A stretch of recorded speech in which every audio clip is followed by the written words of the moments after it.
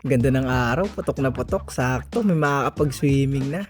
Unahan na kayo ni Boss Beldora mag-summer ah. Let's go, Boss Beldora, swimming na.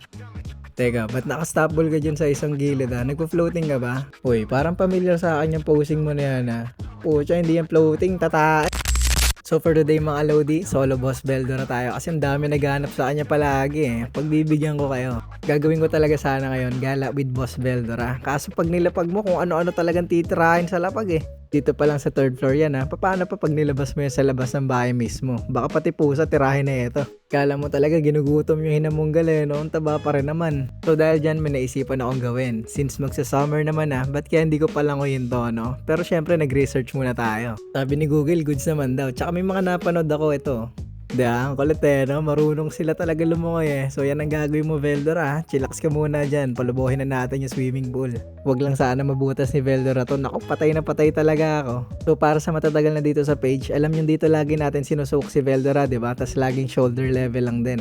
Pero ngayon, try na natin siya pag swimmingin. Parang naliliitan pa ako dito eh. Baka ilang padyak nga lang to, nakaikot na siya eh. So maligamgam na tubig nga pala to, no? Baka sipunin pa si Veldora kapag malamig eh. Tapos lalagyan ko lang muna ng drip food sa gitna para in case magpanik si Veldora, diba? Kasi first time niya sa malalim eh. Meron siya maakyatan. All set na tayo, Boss Veldora. Ano, ready ka na ba? Para nakakahalata siya sa mga tumingin eh. May experiment na naman na gagawin sa kanya eh. Unang tubog ni Boss Veldora. Naku, parang ayaw agad oh. Kumakapit talaga sa drip food eh.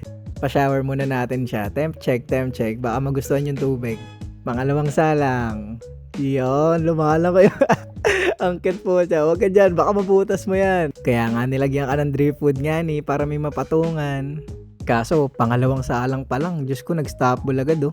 Tapos nangingisay-ngisay yung paa. Nako, alam ko na yung nagbabadya na yan. Diyos ko Lord. Sorry na Veldora, huwag ka dyan na-etchas. Nakailang akit pa ba ako para lang mapuno yung swimming pool mo na yan eh. Ayun o, di ba? Kung may kembot-kembot na, bomba nakasunod yan. Huwag na natin pakita. Ito na tayo sa round 2. Tinanggal ko na yung drip food. Masyado masikip eh.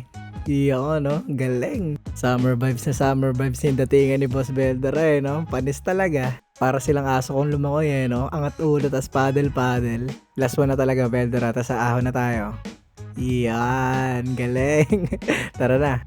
So syempre hindi natin siya ilalagay diretso dun sa enclosure niya kasi basang-basa siya eh, dudumi agad yan. Punasan muna natin siya ng towel hanggang sa matuyo. Bossing na bossing datigan eh, no? Sabagay, di naman tatawagin Boss Veldora yan ng wala lang. Pati wet pack silinisin, baka may naiwan pang kuntil-kuntil eh. So ayan na si Veldora after maligo, fresh na naman. Medyo dark pa yung coloration niya after mag-soak, pero ilang minuto lang gaganda na naman yung coloration niyan. Yun lagi napapansin ko sa kanila pag naaarawan eh, tumitingkad talaga eh. Anyways, tamang painit na lang din dito si Boss Veldora sa Gedli, kaya ayan na lang din muna for today mga Lodi.